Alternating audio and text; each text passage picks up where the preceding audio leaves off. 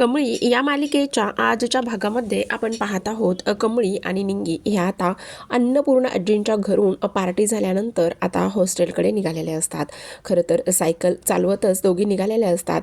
तर इकडे कमळी म्हणत असते, खरं तर पार्टी खूप छान झाली. त्यावर निंगी म्हणते, हो ग, वाढदिवस खूपच कमाल झालेला आहे. असा वाढदिवस आपण कधी सहसा एन्जॉय करत नाही किंवा कधी कोणाचा साजरासुद्धा केला नाही. पण त्यावर कमळी म्हणत असते, पण खरं सांगू का ग निंगे, इथे आजोबांच्या शॉलला इथे आग लागायला नको होती. बाकी सगळं चांगलं झालं, पण तेवढंच.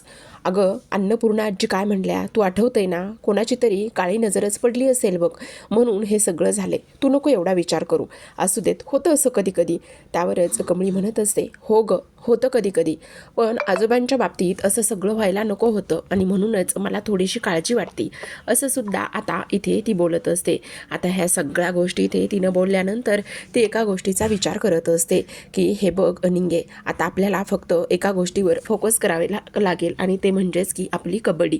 आता उद्या जाऊन आपल्याला फॉर्म भरायचे आहेत आणि त्याचबरोबर प्रॅक्टिससाठी सुद्धा सुरुवात करायची आहे. इकडे राजन सिद्धटेकला जाऊन पोहोचलेला असतो. त्याला जी जमीन हवी असते तिचं काम आणखी आत्तापर्यंत मार्गी लागलेलं नसतं. इकडे ज्या माणसाला इथे हायर केलेलं असतं तो असतो कुरणे, आणि कुरणे म्हणत असतो, अहो काय करताय साहेब तुम्ही, हा कुरणे आहे तोपर्यंत तुम्हाला जमीन ही मिळणारच आहे आणि तुम्ही नका काळजी करू. त्यावरच राजन म्हणत असतो, तुम्हाला असं वाटतंय कुरणे, पण मला तर असं वाटायला लागलेलं आहे की तुम्ही माझं काम काही व्यवस्थित करत नाहीत. मला तर असं वाटतंय की मी आता स्वतःच ह्यामध्ये लक्ष घातलं पाहिजे. त्यावर कुरणे म्हणत असतो, साहेब मला एक गोष्ट सांगा, आत्तापर्यंत एखादी जमीन किंवा एखादी वस्तू तुम्हाला पाहिजे आणि त्या वस्तूवर एखाद्या जमिनीवर प्लॉटवर जर तुमची नजर पडली आणि ती जर मी तुम्हाला मिळून नाही दिली, असं कधी झालंय का? नाही ना. मग ह्या कुरणेवरती तुम्ही विश्वास ठेवा आणि बिनधास्त राहा. फक्त ती जी बया आहे ना, ती बया जी आहे ना, तीच इथे ना जमीन विकत देत नाही बघा, असं आता इथे ते बोलत असतो. इकडे कमळी निंगी घराकडे त्यांच्या हॉस्टेलकडे निघालेले असतात. तेवढ्यातच आता एक गाडी येते आणि गाडी आल्यानंतर इथे त्याची गाडी खड्ड्यात जाते, ज्या खड्ड्यात पाणी असतं आणि त्यामुळे त्या खड्ड्यातलं पाणी जे आहे ते पूर्ण कमळी निंगीच्या ड्रेसवरती उडालेलं असतं. आणि ड्रेसवरती पाणी उडाल्यानंतर इकडे त्या दोघीजणी अगदीच कुत्र्यासारख्या त्याच्यावर चवताळून पडलेल्या असतात. ए हेंद्र्या, तुला काही अक्कल पिक्कल आहे की नाही? डोळे काही इथे तू घरी ठेवून फिरतोयस की काय? आणि तू काय समजतेस? तू कोण आहेस तरी कोण? तेव्हा तो म्हणत असतो, अहो अहो मी आहे, मी कोण? तू काय पंतप्रधान लागून गेला आहेस की काय? इथे का राष्ट्रपती लागून गेला आहेस? इथे रस्ता काय तुझ्या नावावर केलेला आहे की काय? इथे तुला एवढ्या दोन मोठ्या पोरी चाललेल्या आहेत, त्या तुला दिसल्या नाही आहेत का? अहो मी आहे असं म्हणूनच डोक्यावरचं हेल्मेट काढून साहेबा त्यांच्यासमोर गॉगल काढून उभा असतो.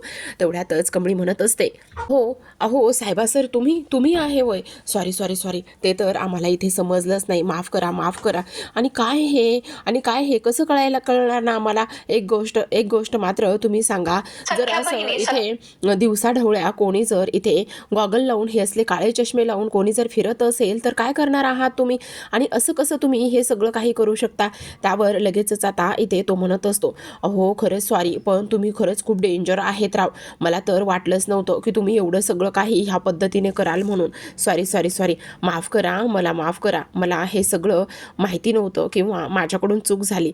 आणि काय बाबा, तुम्ही तर डेंजरच आहे बाबा. खरं तर इथे तुम्हाला तर मानलंच पाहिजे. अशा ह्या सगळ्या गोष्टी इथे आता ते बोलत असतात.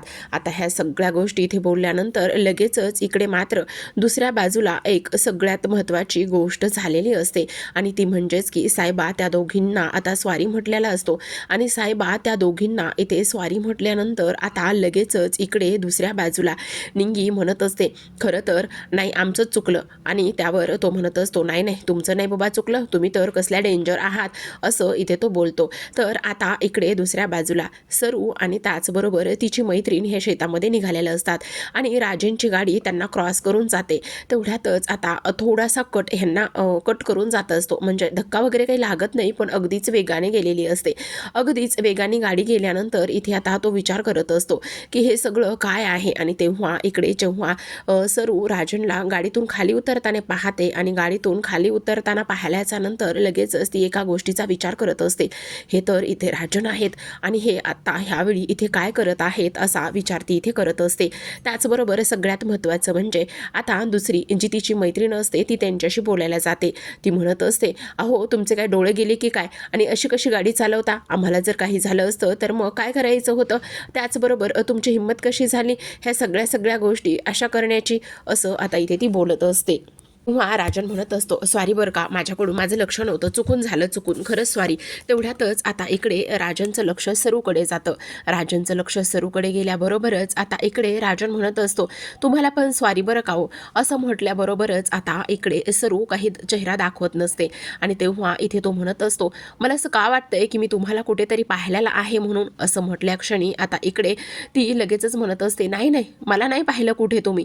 पण इकडे मात्र लगेचच कुरणे जो आहे तो म्हणत असतो, अहो ह्यांची जमीन, ह्याच त्या जमिनीच्या पेपरवर सह्या करत नाहीत आणि ह्या त्याच आहेत, असं इथे कुरणे म्हणत असतो. आणि ह्या सगळ्या गोष्टी आता इथे लगेचच राजन समोर आलेल्या असतात.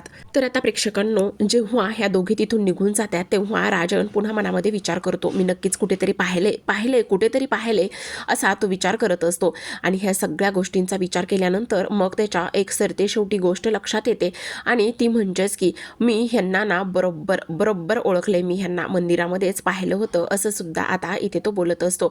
आता ह्या सगळ्या गोष्टी इथे बोलल्यानंतर इकडे मात्र कमळी आणि ताससोबत निंगी हॉस्टेलच्या खोलीमध्ये बसलेल्या असतात. आणि तेव्हा त्या विचार करत असतात, आता काही जरी झालं ना तरी सुद्धा आपल्याला उद्यापासून प्रॅक्टिस सुरू करायची आहे. एकदा का प्रॅक्टिस सुरू केली की मग सगळ्या गोष्टी आपल्या व्यवस्थित होतील. तेव्हा कमळी म्हणत असते, पण निंगे खरंच सांगू का गं, आपण ना साहेबा सरांशी जरा जास्तच बोललो. अगं असू दे, त्यांनी पण आपल्या अंगावर चिखल उडवलाच की, पाणी उडवलं, झाली पिट्टनफाट.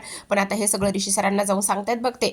तर तेवढ्यातच इथे आता एक कॉलेजचीच मुलगी आलेली असते. ती म्हणत असते, उद्या प्रिन्सिपल सरांनी तुम्हाला 9 वाजता इथे जी टीम आहे त्यातल्या मेंबरची आणि मुलामुलींची नावं द्यायला सांगितली. त्यावरच आता इकडे ह्या दोघी विचार करत असतात, टीम नाही, काहीच नाही, मुलं नाही आहेत, काय करायचं आता.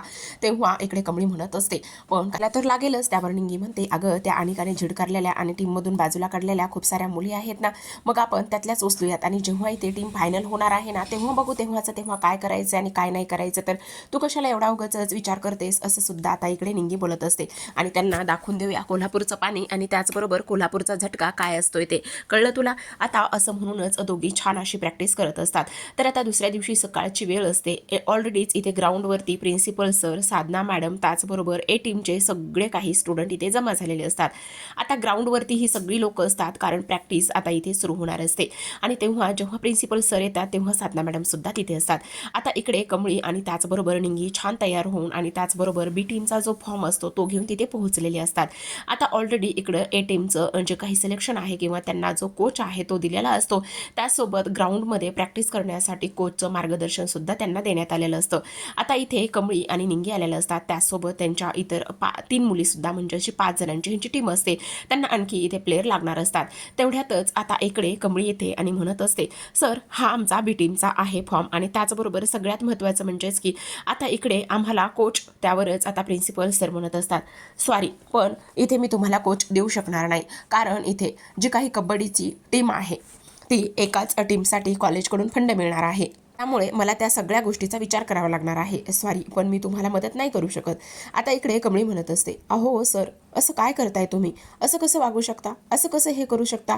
आणि तेव्हाच इकडे ती विचार करत असते, हे बघ कमळे, उगं शांत बस, उठसूट इथे अन्नपूर्णांना मध्ये आणायची गरज नाही आहे. त्यांना पण त्यांची कामं आहेत. आणि मी ह्या कॉलेजचा सुद्धा काहीतरी प्रिन्सिपल या नात्याने निर्णय घेण्यासाठी लागतो की नाही, उठसूट तिकडे जाण्याची गरज नाही आहे, असं आता प्रिन्सिपल कमळीला म्हणत असतात.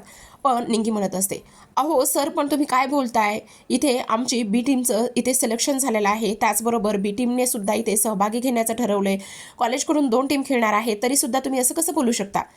हे बघा निलांबरे मॅडम, जरा तुम्ही शांत बसा. तुम्ही कोणाशी बोलताय हे कळतंय का तुम्हाला, तुम्ही प्रिन्सिपल सोबत बोलत आहात, ही गोष्ट मात्र तुम्ही विसरू नका. बापरे, काय तो प्रिन्सिपलचा आवाज प्रेक्षकांनो. हो, आता लगेचच इकडे कमळी निंगी शांत बसतात खरं. आणि त्यावर ते म्हणत असतात, हे बघा त्यांच्या मिस्टरांची तब्येत खूप नाजूक आहे आणि त्यासुद्धा नाजूकच आहेत, त्यामुळे उगच नाही तेव्हा इथे त्यांच्या घरी जाणं बंद करा आणि त्यांना त्रास देणं बंद करा. मी जे सांगतोय ते इथे फायनल होणार आहे, समजलं तुम्हाला. असं म्हणूनच प्रिन्सिपल सर इथे साधनाला सांगत असतात, हे बघा आता जर तुम्हाला काही प्रॉब्लेम असेल, काही समस्या असेल तर तुम्ही तेवढं साधना मॅडमला विचारू शकता, पण तुम्हाला असा पर्सनल कोच वगैरे टीमसाठी मिळणार नाही, समजलं? असं म्हणून ते तिथून निघून जात असतात. पण इकडे त्यांना थोडंसं वाईट वाटत असतं. ते विचार करतात, खरं पाहायला गेलं तर ह्या गरीब मुलीला उगाचच मी त्रास देतोय, पण एक वेळा अन्नपूर्णा मॅडम मला समजून घेतील, मला माफ करतील. पण ती रागिनी मॅडम, ती तर मला कधीच समजून घेणार नाही, आणि कामिनी मॅडम तर मला इथे लगेचच माझा बाजार उठवतील आणि नोकरीवरून सुद्धा काढून टाकतील. त्यामुळे मला माफ कर कमळी, कारण तू इथे फक्त शिक्षणासाठी, त्याचबरोबर कबड्डी खेळण्यासाठी, तुझं स्वप्न पूर्ण करण्यासाठी आलीस, पण माझ्याकडे दुसरा कुठलाच पर्याय नाही, असं म्हणून प्रिन्सिपल तिथून निघून जातात. आता इकडे कमळी आणि त्यासोबत निंगी असतात, तर अनिकासुद्धा तिथेच असते. आता कमळी धावतच आता साधना मॅडमकडे जाते आणि म्हणत असते, साधना मॅडम म्हणतात, हां बोल ना. मला एक गोष्ट सांगा, आम्हाला कोच नाही आहे, मग आम्हाला गाईड कोण करणार, आणि त्याचबरोबर आम्ही प्रॅक्टिस कुठे करायची आहे? तेवढ्यातच साधना मॅडम आता शांत बसतात.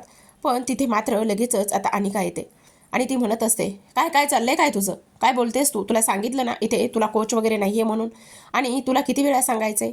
त्यावरच आता साधना मॅडम म्हणत असतात, मला जर काही प्रॉब्लेम आला तर मी हेल्प करेल तुमची, पण नका काळजी करू, असं इथे ती बोलत असते. त्याचबरोबर इकडे आता लगेचच अनिका भडकते. ती म्हणत असते, त्या आमच्या कोच आहेत, त्यामुळे त्या काय करायचं काय नाही करायचं हे आम्ही ठरवणार आहेत, कारण प्रिन्सिपल सरांनी त्यांना आम्हाला कोच म्हणून दिलेलं आहे. त्यामुळे उगाचच तुम्ही नाही त्या गोष्टीत आणि नाही त्या भानगडीत अजिबात पडू नका. त्यावर आता निंगी ते चिडते आणि ती म्हणत असते, ए ए अनिके, गप्प बस ग, तुझ्या तोंडाला कोण लागतंय? चल जा तिकडे, आम्ही आमची बी टीम आहे, आणि त्याचसोबत इथे आम्ही सुद्धा कॉलेजमधूनच खेळणार आहोत, समजलं तुला? आणि काय करायचं काय नाही करायचं ह्या गोष्टी तू आम्हाला शिकू नको, समजलं? त्यावरच आता इकडे अनिका चिडते आणि म्हणत असते, ए चल बाजूला हो, तुमची फक्त बी टीम आहे, त्यामध्ये धडनीट प्लेयरसुद्धा नाही आहेत, आणि सगळ्यात महत्त्वाची गोष्ट म्हणजेच की तुम्ही तुम्ही इथे मला चॅलेंज करताय, मला आहे का? तुम्हाला कोणी सपोर्ट करायला आहे का? तुम्हाला कोणी कोच आहे का? नाही. चल चल निघ इथून आत्ताच्या आत्ता, असं म्हणूनच अनिका आता ह्या दोघींचा सुद्धा प्रचंड अपमान करत असते. इकडे मात्र निंगीला तर खूप राग येत असतो. तिला तर असं वाटत असतं की हिला इथेच तोडून काढावं की काय, एवढा राग तिला येत असतो. पण तरीसुद्धा इथे ती थोडंसं शांत आणि स्वतःला सावरण्याचं काम करत असते. आत्ता तुम्हाला कोच नाही आहे, त्यामुळे उगाचच इथे माझ्या कोचच्या मागे पुढे करायचं नाही, समजलं? चल आत्ताच्या आत्ता इथून निघून जा, वेळ वाया घालू नकोस. तेवढ्यातच आता इकडे निंगी म्हणत असते, ए आम्ही कसलाही वेळ वाया घालवत नाही, समजलं तुला? आणि तू समजतेस काय गं स्वतःला? आणि त्याचबरोबर आम्ही इथे कोच साधना मॅडमशी बोलत आहोत. पण आत्ता ती म्हणत असते, पण आत्ता त्यांना तुझ्याशी काहीच बोलायचं नाही आहे, त्यांना फक्त आणि फक्त इथे आम्हाला शिकवायचं आहे, आमच्या त्या कोच आहेत, त्यामुळे उगाचच इथे बसून ह्या सगळ्या गोष्टी इथे बोलू नको, समजलं?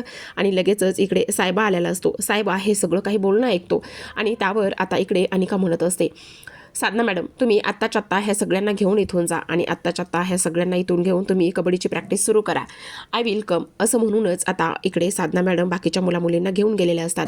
तर इकडे जो साहेबा आहे तो हे सगळं दृश्य पाहत असतो. तो विचार करत असतो हे सगळं काय आहे, आणि त्याचबरोबर ह्या सगळ्या गोष्टी कशा पद्धतीने होत आहेत याचा तो विचार करत असतो. नाही, म्हणजे कमळीला आणि निंगीला इथे कोचच नाही आहे, आणि त्यांची प्रॅक्टिस कशी होणार आहे? त्याचबरोबर इथे बी टीममधून त्या खेळणार आहेत, बी टीम त्यांची आहे, आणि तरीसुद्धा ह्या सगळ्या गोष्टी अशा त्यांच्या बाबतीत होत आहेत, हे सगळं काय आहे असा इथे तो विचार करत असतो. आता ह्या सगळ्या गोष्टी इथे विचार केल्यानंतर इकडे आता अनिका म्हणत असते, हे तू कमळी एक गोष्ट मात्र लक्षात ठेव, आणि सगळ्यात महत्त्वाची म्हणजेच की तू काय करतेस, फक्त आणि फक्त इथे तू माझ्या आजीवरती काळी जादू केलेली आहेस, पण ती काळी जादू मी जास्त दिवस टिकून ठेवणार नाही, समजलं तुला? काही जरी झालं ना तरीसुद्धा इथे तू माझ्या आजीच्या इथे गोड बोलून जवळ जाण्याचा प्रयत्न करू शकतेस, पण मी असं काहीही होऊ देणार नाही, समजलं? त्यामुळे इथून पुढे माझ्या आजीपासून 2 हात लांबच राहिलं काय, समजलं? आता असं म्हणूनच आता अनिका तिथून निघून गेलेली असते. तर ह्या सगळ्या गोष्टी साहेबांनी ऐकलेल्या असतात, आणि त्यामुळे तो धावतच ऋषीकडे येतो.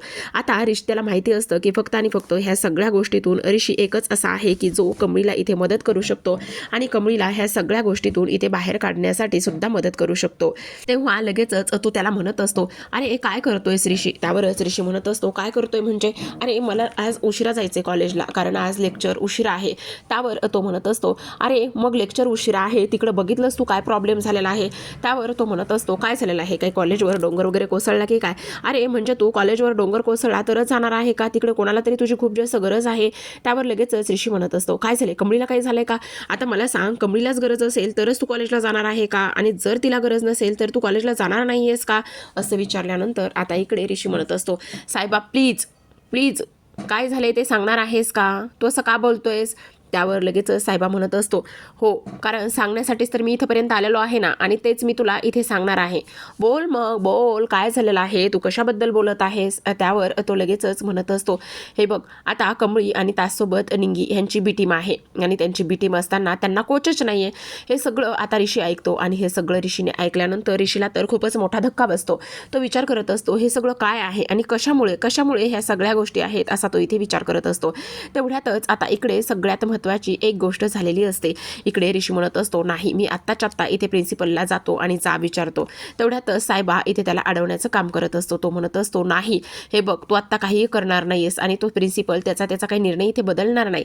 त्यावरच आता इकडे ऋषी म्हणत असतो, तो त्याचा निर्णय बदलणार नाही म्हणजे नेमकं काय करायचं आहे. तुला कळतंय ना ती लोक कशा पद्धतीने ह्या सगळ्या गोष्टी करतायत, काय करतायत, मग तरी सुद्धा आपण फक्त आणि फक्त इथे शांत बसायचं आहे का. त्यावरच आता इकडे तो म्हणत असतो, हे बघ शांत बसायचं नाही पण थोडासा वेगळ्या पद्धतीने विचार तर करून बघ. त्यावरच आता ऋषी म्हणतो, नेमकं काय करायचं आहे, काही सांगणार आहेस का. तेव्हा इथे तो म्हणत असतो, हो सांगणार तर आहेस ना, पण सगळ्यात महत्त्वाची एक गोष्ट तुला लक्षात ठेवावी लागेल, इथे तूच का नाही कोच होत त्यांचा. तेव्हा इथे ऋषी म्हणत असतो, तू वेडा आहेस का वेडा, मी कोण आहे, मी इथे इंग्लिशचा प्रोफेसर आहे आणि इंग्लिशचा प्रोफेसर मी असताना तू असं मला कसं बोलू शकतोस आणि ह्या सगळ्या गोष्टी तू मला का करायला सांगतोयस.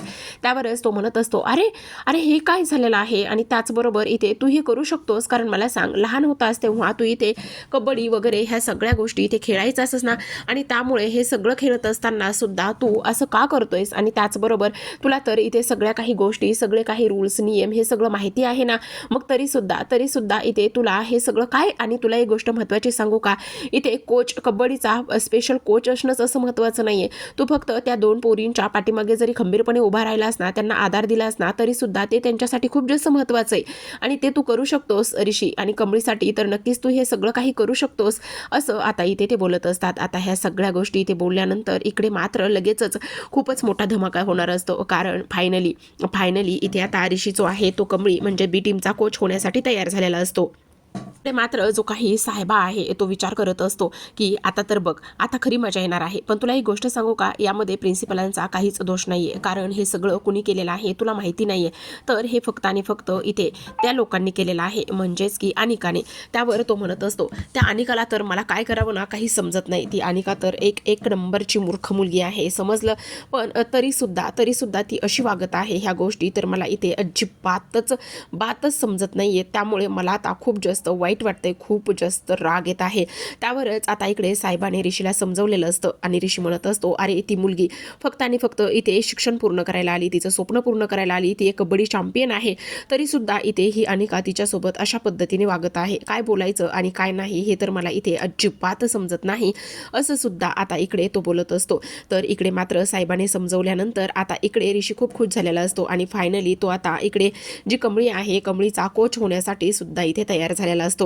तर आता प्रेक्षकांनो इकडे कमळी त्याचबरोबर निंगी आणि तिच्या इतर मैत्रिणी म्हणजे रुपाली दीपाली ह्या सगळ्या जणी इथे जमलेल्या असतात आणि ह्या सगळ्या जणी इथे जमल्यानंतर आता कमळी विचार करत असते काय करायचं, कोण भेटणार आहे आपल्याला कोच, आणि त्याचबरोबर कोच नाही भेटला तर मग कशा पद्धतीने आपण कबड्डी खेळणार आहोत असा कमळी विचार करत असते. निंगी तर खूपच जास्त प्रचंड चिडचिड करत असते. ती म्हणत असते आता बघा प्रॅक्टिस त्यांचीच, गार्डन त्यांचंच, कोच त्यांनाच, बी टीमला सपोर्ट त्यांनाच, असं करत असते खरंच प्रेक्षकांनो. आणि तेव्हा असं केल्यानंतर आपल्याला काय, आपल्याला तर सध्या कोच नाही, आपल्याला तर सध्या प्रॅक्टिस करायला गार्डनसुद्धा नाही आहे, कसं करणार आहोत आपण हे सगळं, कसं करणार आहोत. त्या सगळं हे ना त्या अनिकाने केलेलं आहे, हे मुद्दामून करते ती अनिका सगळं असं म्हणता क्षणी आता इकडे ऋषी समोर उभा असतो आणि ऋषी म्हणत असतो, कोण म्हटलं की बी टीमला कोच नाही आहे म्हणून, कोण म्हटलं की बी टीम प्रॅक्टिस करणार नाही आहे म्हणून, कोण म्हटलं की बी टीम कमकुवत आहे म्हणून, बोला ना बोला. असं म्हटल्या क्षणी आता सगळेजण इथे ऋषीकडे पाहत असतात. कमळीला तर प्रचंड आनंद झालेला असतो. फायनली इथे आता ऋषी ह्या बी टीमला सपोर्ट करणार असतो आणि बी टीमला सपोर्ट केल्यामुळे आता बी टीम तर कशी खनकी आहे हे आपल्याला माहीतच आहे, अगदीच कोल्हापूरचे गडी आहेत ह्या बी टीममध्ये, आणि त्यामुळे आता बी टीम इथे अनिकाच्या ए टीमवरती भारी पडताना आपल्याला पाहायला दिसणार आहे. तर पाहत राहा कमळी.